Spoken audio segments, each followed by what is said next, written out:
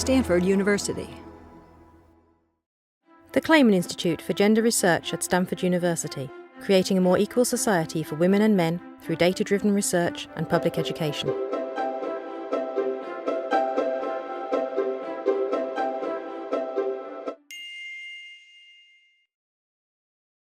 I'm delighted to be here.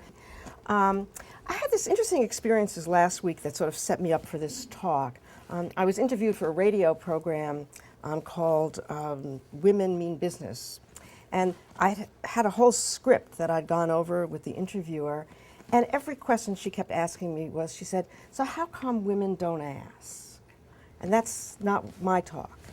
And then I had a conference call with a woman from one of the major financial services companies because she's running a panel conversation with some of us who do research on gender. And she said, you know, all this other stuff you talk about, women just don't ask. They don't come to my office and ask. They never ask for money. And then, in the New York Times, I think it was this weekend, Joanne Lippman had a op-ed piece. You know, she has had a career in professional publishing at the Wall Street Journal. She introduced Portfolio magazine, and the same thing. Only men came to my office to ask for more money. Women never did. And you know, women don't ask is really the way we tend to think about this, and I want to sort of shift our discourse if I can. I'm going to talk a little bit about that, that set of ideas, but also try to talk a little bit of another way, I think, to think about some of these issues. So the origin of this paper is that the Negotiation Journal, which is put out by the Program on Negotiation, it's its 25th year. And they asked people who had done research on a number of different topics in negotiation to write these articles on 25 years. I actually got interested in the program on gender when I went to the program on negotiation, which was in 1987. I had never studied gender before. My work was on mediation and dispute resolution. But when I got to the program on negotiation, I became the instant expert on gender. I was the only woman on the faculty, and everyone assumed I must know something about it. They asked me to come to their classes and talk about it. And I had never done any work on it. But it seemed appropriate in terms of this paper to start actually with an article, with a book that was written in 1977 by Jeff Rubin, because Jeff Rubin was in fact the first editor of the Negotiation Journal. And in 1977, he wrote, there was a whole chapter in the book, which was called The Social Psychology of Bargaining. There was a chapter on gender and other individual variables. And he looked at class and race and intelligence, and gender as a set of individual variables. And he argued, he had sort of a way of thinking about it. It wasn't really about gender differences. It had to do with what he called interpersonal orientation. But he claimed that the reason people were interested in sex and gender was that it was very easy to measure. So in any laboratory situation, you could always just make it a variable and you could study it. And the reason I mention that is because there's been a real explosion in research on gender and negotiation, and the motivation is different. The motivation is to try to understand something about why is there a wage gap between men and women. Recently, it's white women, 77 cents. For every dollar for men, it's still the same, it hasn't changed much. The wage gap, but also trying to understand why we don't have women in senior leadership roles. So this line of research looking at gender in organization is being mobilized to understand something about what happens in organizations. But it isn't studied in organizations, it's studied someplace else. So what I want to do this morning is, this afternoon, I don't know what even time it is, I still haven't really adjusted, at 12:10, is to talk about this research stream. The first one is the dominant one, where people say, what's the problem? Well, the problem is women. And the problem is that women don't ask. And I want to share with you some of the ways we understand, what is it they don't ask about, and what are some of the ways we understand why they don't ask. The second set, and I just would say, the research on gender negotiation has exploded in the last 15 years. When I went to the program on negotiation, I was practically the only one doing any work on this. But it's become a really big area of research, as negotiation has come to be an important area of research in psychology, social psychology, in business schools, law schools, et cetera. More recently, people have started to look at gender schemas and stereotypes that operate in the interaction. So rather than looking at just the individual, looking at the interaction, and looking at something we call the social cost of asking. By the way, this paper, we're going to be able to send the paper out to you. We can't post it on the website because it's published, but the paper that this comes from, we will be sending out. So what do we know about the social cost of asking? And of course, anytime anyone discusses this, they always have a picture of Hillary Clinton. It's always, or sometimes Sarah Palin too. It's more recent work. And sort of trying to understand something about how we navigate around those challenges. So the third perspective is looking at the cultural and institutional mechanisms that create the context within which negotiation occurs. What do we know about those? How do we navigate around those challenges? And then what are some of the ways that negotiation, both at the individual and systemic level, can operate to change some of those dynamics? So let me start with the research. So we know women don't ask. There's a book, Women Don't Ask. It's been a very important bestseller. Women are less likely to initiate negotiations. There's lots of studies where there's a task and you're given a price for doing the task, usually college students or MBA students. And the fact is that men negotiate more of a fee for doing it than women do. In the most recent study that I know, 27% of the men negotiated for more compensation for the task and only 3% of the women. I actually don't think 27% is all that high, but it's higher than women. Men are more positively disposed to negotiations. Some people have said that for women to negotiate, they equate it to going to the dentist. Women are less confident. They feel less effective even when they've done well. They set lower goals in negotiations, and those lower goals become self-fulfilling prophecies. Perhaps they don't feel the same sense of entitlement. Women accept less in salary, either because they don't initiate it themselves or because they don't get the same payoff for negotiating that their male colleagues do. They're also less satisfied. They don't feel they've done as well, even when the outcomes are similar. And my favorite is that women tend to suffer aspirational collapse. This is aspirational collapse.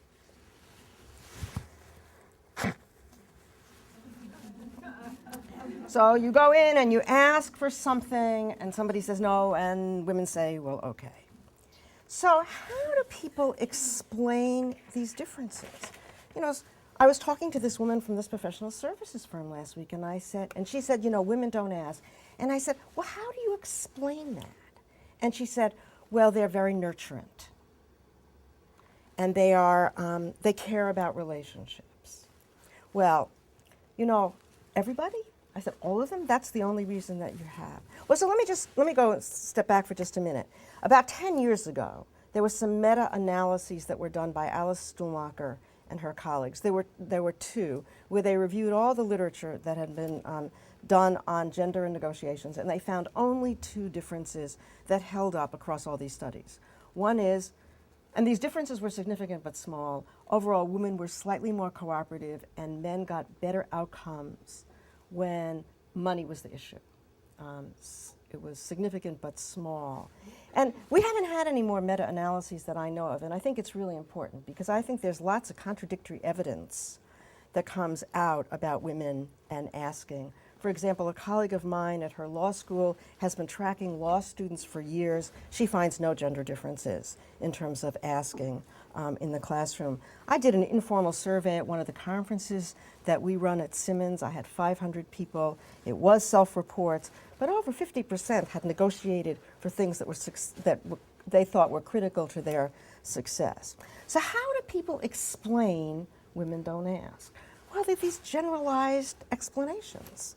They learn not to self-promote. They're nurturant. They think relationships are really important, and they want to be liked.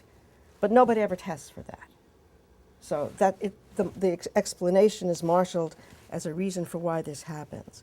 But more recently, we've had some studies that have tried to look at the contextual situations that might cause women to ask or not to ask relative to men. The first is there has been some attempt to separate sex from relational orientation. There's a measure called relational self-construal. It's highly correlated with gender. People who are high on relational self-construal tend to be more accommodative in negotiations and realize less efficient outcomes than those who are not. Again, it's highly correlated with gender. I should mention that when people talk about these gender differences, there's no other aspects of identity that are ever part of these studies. Class doesn't enter in, race doesn't enter in, age doesn't enter in. They've never been studied in terms of other aspects of identity that might matter in terms of looking at these issues of asking. Issues tend to matter. Some people who've done surveys have found that, you know, when the issues aren't money, but they're time and flexibility, women negotiate. There's not a difference between their male colleagues. We certainly know that there's a significant difference between whether you act on your own behalf, whether you're a principal, or whether you're an agent acting on your own behalf, whether you're a principal, or whether you're acting as an agent for another group. And what people find is women are less likely to ask when they're asking for themselves. They ask as agents, and in fact, some of the studies have shown that women do better than their male colleagues when they're acting as agents, right? So it has to do something about yourself. The type of negotiation matters, right? So we tend in the negotiation world to think about distributive negotiations, which are negotiations about a single price, like a single issue like price, and mutual gains negotiation or integrative negotiation where there are multiple issues. So it turns out that women are much less likely to ask when the negotiations are distributive, that is, they're over a single issue. In a recent study about 4 years ago where they did a survey of studies, 2/3 of the experiments that are looking at gender are of distributive negotiations. So we're finding that women don't ask primarily in these distributive negotiations, and that's primarily what gets studied. There's been some interesting work on the activation of stereotype threat. Right? So it's very easy to activate stereotypes that seem to make a difference. I have some issues with this line of research. I'll just tell you what it is. What happens is if you have no activation of stereotypes, men tend to do better. If you activate a male stereotype in a mild way, men do better. If you activate a female stereotype, like good people do well if they're empathetic and listen well, women tend to do better. If you use a strong activation, it turns out that women react and they actually do better. If you say, it is totally predictive of your gender is totally predictive of your ability, women tend to get, I guess, angry and do better. But you know, it's a distributive negotiation. And I have to tell you, I teach negotiation. The first thing you do in a course is a distributive negotiation. So we have people in this uncertain situation. It's one of their first activities. And we're looking at what gets mobilized as a stereotype. It seems to me, since we tell people that anchoring is really important, as people look for cues in uncertain situations, this is a cue in an uncertain situation. We also know that access to information makes a big deal, has a big effect. If you have information, it turns out that we see less of this gender effect. So studies of MBAs, they studied Harvard MBAs, those who went into investment banking previously and consulting, where there's a lot of information about what salaries are, there's no gender differences. But if they go into something like biotech or something else where there's not a lot of information, you tend to see more of these differences. So, I mean, I think this is where we sort of are in trying to understand. I think people are still doing this kind of work, and they're really trying to understand what are the conditions under which gender comes to be an issue. Before I show you that, it's my cartoons. I guess one of the things that I want to argue about this line of research is that when people are in laboratory studies and they're doing distributive negotiation, I'm not the first person to argue that the skills in distributive negotiation are masculine. It's a masculine way of doing negotiation. There's also a very narrow definition of what an outcome is. It's efficiency measures. And so when you have this kind of structure and then you have these kinds of outcomes, when you find these differences, we tend to attribute it to individuals. It must be about women or it must be about men. I think the structure of the way we study this in these kinds of studies lead us there. So, I mean, I do think our models are masculine, so here are some of my cartoons.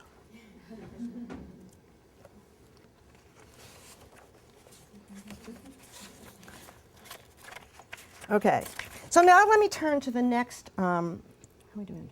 Next area that I want to talk about, and that is about gender schemas and the social cost of asking. Hannah Bowles at the Kennedy School and Kathy Tinsley at Georgetown have been doing a lot of this work on trying to understand what's the backlash, looking at sort of gender schemas, stereotypes, and how that might impact what happens. So we're not starting with the individual, we're starting with what happens and how she or he is seen.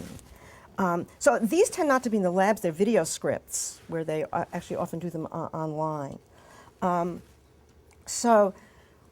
Women, it turns out, get penalized for asking for more money. Now I just want to read you the ask, however. Okay, so these are the studies. So there's an ask, there's either a video or a script of the ask. And the ask is, I understand that there is a range of in terms of how much junior managers are paid in their first placement. I would like to be paid at the top of the range. I would also like to be eligible for the bonus. That is a particular kind of ask, right? I teach negotiation and my students would never ask that way. It's a very individual, terrific kind of ask, which we know that would get this, might get this backlash effect. So men and women penalize women for asking for more pay using this ask.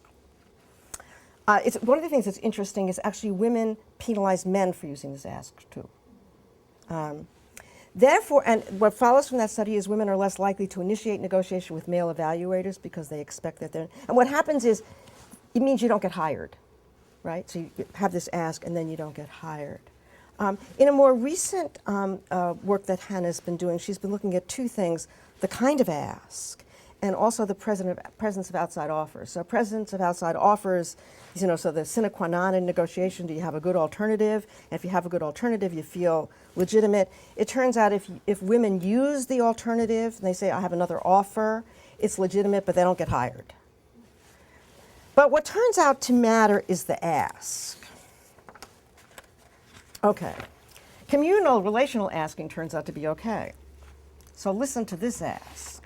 I love Hannah. I think her work is great, but I think these asks are a problem. I hope it's okay to ask about this. I would feel terrible if I offended you in doing so. My relation with people here are very important to me. That's the relational ask. There's a simple ask that's a little bit more relational. I just thought it seemed like a situation in which I could get your advice about this. Would you be open to talking with me about this question of higher competence? So what happens under those situations is you don't tend to get the backlash effect. Women tend to get, are likely to get hired. Catherine Tinsley has found that if there are more resources, it's more likely that the ask does this less backlash. And it tends not to apply to higher status women. Higher status versus lower status women tend not to experience the backlash in the way that lower status. So this is my new favorite one. So the idea is that you're supposed to negotiate as if you're an agent. So you're supposed to say, like, I'm negotiating for my family and that's why I'm asking this. So it's like, I'm not really negotiating for myself. I'm negotiating as if I'm an agent. And it turns out, I guess, this backlash effects are somewhat mitigated under those circumstances. Okay, so I want to go, oh, this is I forgot this. I keep forgetting I have my slides. This is my double bind one. There is, you know, sort of these gender schemas and the social cost of asking is obviously related to the double bind. So the last place I want to go is a little bit more to my own work, which is looking at if you really want to understand something about the wage gap and why people aren't succeeding in organizations, why don't we look at organizations? And I want to read you two examples about why I think it's important. So the first is from a study of the Women Don't Ask school. And what this woman did, it was her dissertation. She had one of these situations where she gave somebody a Starbucks card. And if you negotiated for more money on the Starbucks card, you were part of the ask category. And if you didn't negotiate for more money on the Starbucks card, you were part of the don't ask category. And not surprising, men asked more. And this is the conclusion of her study. She studied women in investment banking. Okay. Investment banking has boom boom rooms, right? She finds that the gender gap in propensity to negotiate completely accounts for the gender gap in seniority among 319 client-facing professionals at an investment bank. She concludes that if women were to negotiate on behalf of themselves as often as men do, they would advance as quickly as men and eliminate the underrepresentation of women in the top ranks of organizations, the so-called glass ceiling effect. Now, when that study was published in the Wall Street Journal, right around the same time, I want to read you something else. Morgan Stanley has been hit yet again with a gender discrimination lawsuit. The suit comes 2 years after former Morgan broker Alison Schleifer was awarded $12 million in her sexual discrimination suit against the firm. According to this latest complaint, Morgan Stanley has engaged in a pattern of gender discrimination with respect to compensation and promoting females. Specifically, the women contend that Morgan discriminated against female advisors in terms of training, mentoring, assignment of accounts, participation in company-approved partnership arrangements, etc. I would argue that the Alison Schleifers of the world have to negotiate for mentors, for training, for client assignments. And if we need to pay much more attention to the context in which negotiation occurs. So what my work has been trying to do is looking at something, negotiated order theory is something that's been around for a long time, not around gender. Anselm Strauss in 1978 wrote about how hospitals particularly were structured as negotiated orders in the sense that the way things work were incomplete and everything is a continual negotiation. And one of the things he said, which I love, quoting, stealing from Gertrude Stein, is he said, a negotiation is a negotiation is a negotiation, right? Not all negotiations are the same. And so in my own work, what I've been trying to do is look at how negotiations occur around work. So it's not just about money, it's about the everyday activities that we're engaged in. The second aspect of it is negotiators are organizational actors, where the power and status to define the situation of what's negotiable and what's not is part of the context. And negotiated orders set the context for particular negotiations, but it means that negotiations can change those negotiated orders as well. So it's not as static. And what I've added to this is this notion of second-generation gender issues that Susan Sturm has written so much about. So first generation would be overt discrimination. Second-generation gender issues are where gender is embedded in organizational policies and practices and cultures, and where things can look natural and neutral, but they have differential impacts. So let me give you some examples of how negotiation plays out in organization that impacts, I think, compensation and work. So jobs are gendered, right? We know that firemen are usually men, and clerical workers are usually women, right? But a lot of roles in organizations are also gendered in the sense that certain people are seen as good fits for them. You know, so many years ago, Deb Myers and I did a project where the job of production supervisor in a plant was gendered masculine, right? There were no women as production supervisors, and one of the reasons was it said you had to be a strict disciplinarian, available 24/7, and be essentially a control freak. And so no women were seen as appropriate for that role. It turned out the job was quite different from that. But any woman who wanted that job had to negotiate for that job. She was not on the screen for that job. In a professional services firm that we've done a lot of work in, rainmakers are the ones who are seen to be leaders, right? People who sell a lot. If a woman wants to be a leader, she has to negotiate to be on that screen.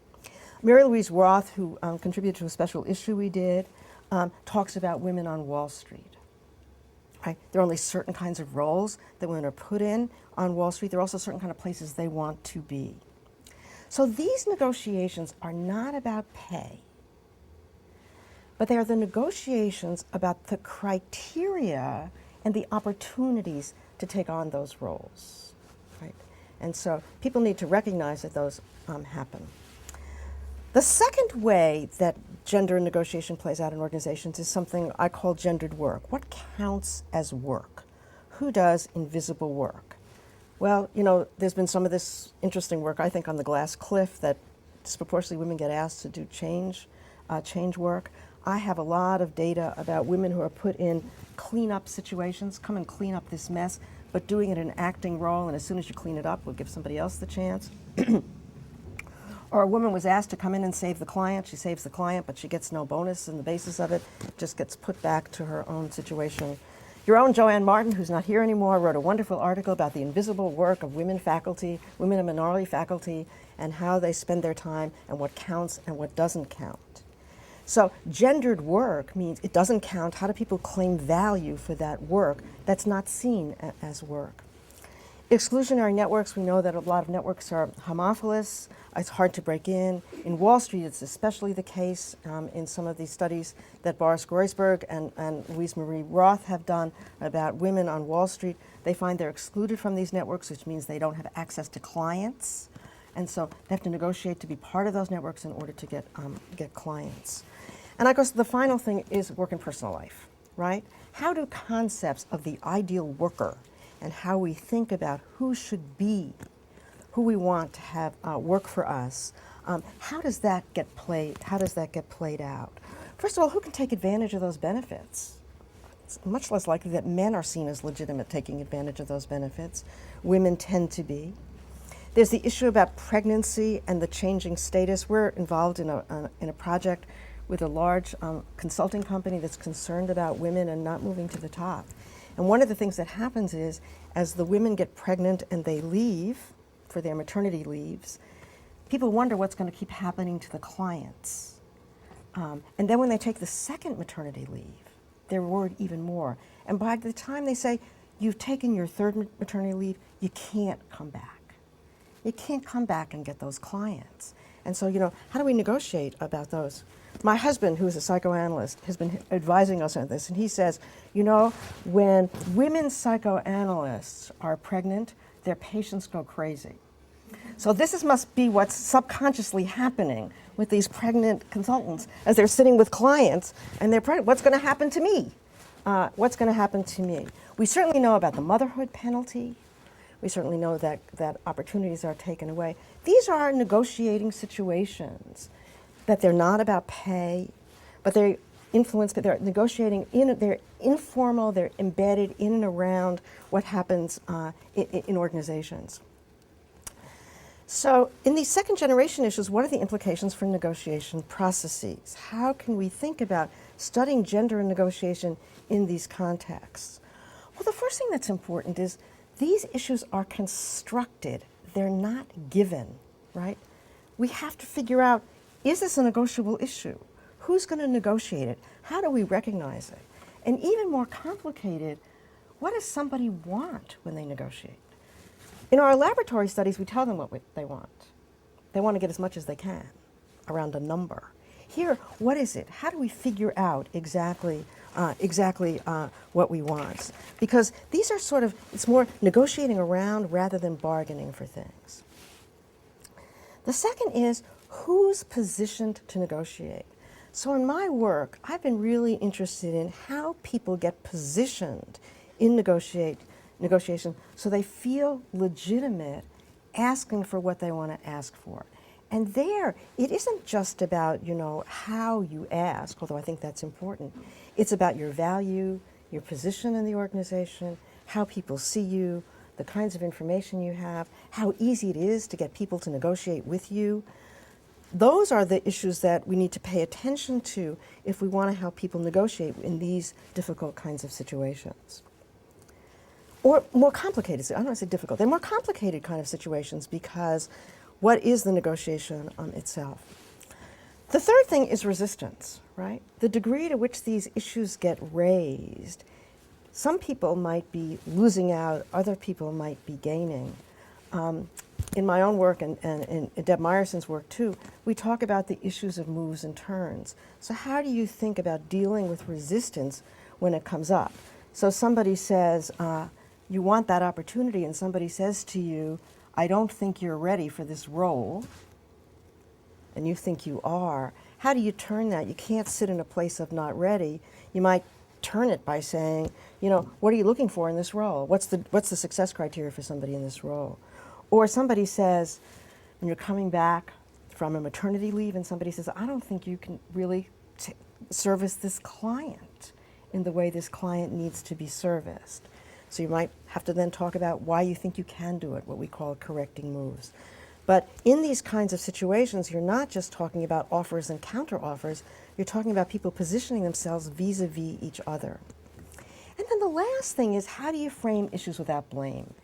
Because when you talk about some of these gender issues in organizations, the implication may be that people might see themselves as what Susan calls bad actors.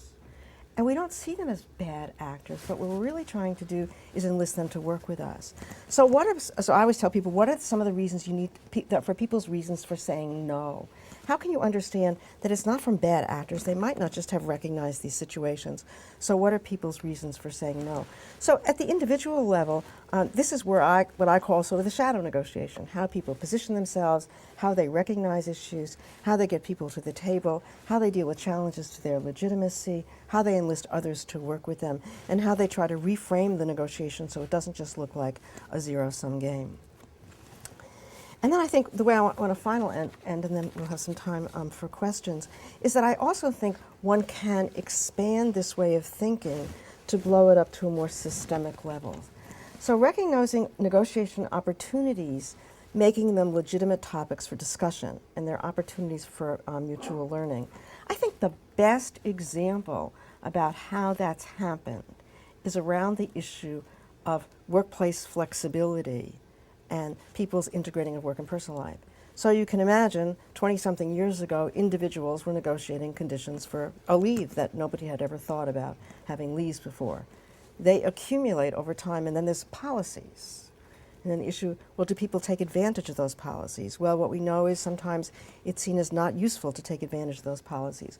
So then do we do some experiments where we can show that work groups can use them? And if work groups can use them, then it isn't really about individuals. And I'm involved in a project now where I've been looking at Deloitte and their women's initiative, and how the changes in that women's initiative has actually had spillovers into other institutional processes. And so two things are important there around this work and personal life issue. They have a program called Personal Pursuits. When you leave for maternity leave, they stay in contact. You have a personal pursuit. You can be in personal pursuits for 5 years. They give you, if you want, what they call kitchen table projects, if you're interested. So, because what they do is they want you to come back. And then I think the thing that's gotten most publicity is this mass career customization. Deloitte has been experimenting with treating careers as if the person who, Kathy Benko, who does it, she just says, well, if we can make genes customized, we can do careers customized too. And they start to think about, well, how does everybody have a mass career customization profile? Everybody in the organization does that? Can they step off the track? It's on 4 dimensions: your role, your timing, the place you're going to work. And so now what we've gone from individuals negotiating about are they going to have a leave, to now organizations thinking about, well, we need to rethink careers. And she has a new book coming out called The Lattice Organization. Rather than thinking people moving up, they're going to move lattice-wise. The second thing, so I think it's recognizing opportunities, making them legitimate topics for discussion, and opportunities for mutual learning. And I think Deloitte is another example about assignment of clients. You know, people used to negotiate about what client would I get assigned to. And when you start to accumulate that data, what they found was that women tended not to get good assignments. And the reason was they thought that they couldn't count on them sticking with the client. And it was important for very large clients, so they didn't get those assignments. Once individuals start to do it and the data starts to accumulate, you can start to see some systemic ways of changing. I think, so the second thing I want to talk about is this idea about a dual agenda. And I like to think about the dual agenda. We've talked about it ourselves in the work that we've done on gender and organization change at the organizational level. How do you connect what's good around gender equity to what's good for the organization? We're always looking at that. There's an organizational effectiveness piece to all of this. But I also think it matters at the individual level too. And how do people connect what's good for them to what's good for the organization? And so I know this is a more academic talk, but I always like to tell this story about this because I think it's one of the best I've ever heard. A CEO of a financial services firm said to me, you know, I never negotiate salary. And I said to him, how come?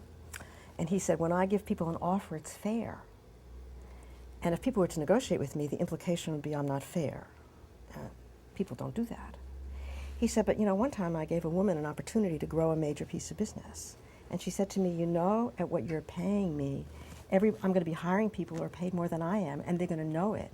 And it's going to undermine my ability to achieve your agenda. And he said she was right, and I paid her what she was asked for.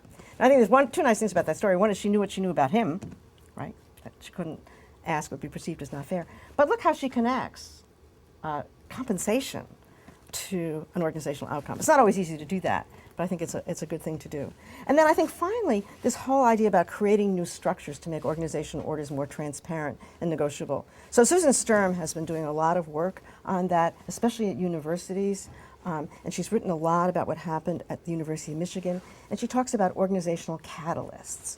So they are people who make information and networks much more transparent so that the context when people come into a negotiation, they're not handicapped and disadvantaged when they do that.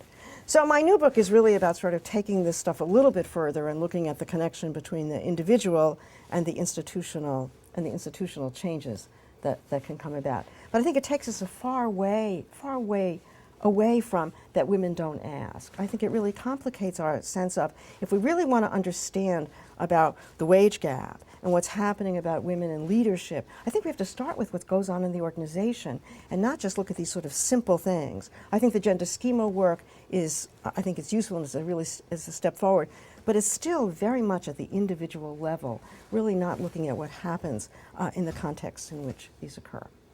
So that's all I have to, that's the end of my talk. I'll probably end with some joke at the end, but I'll wait and see if people have any questions that they want to ask.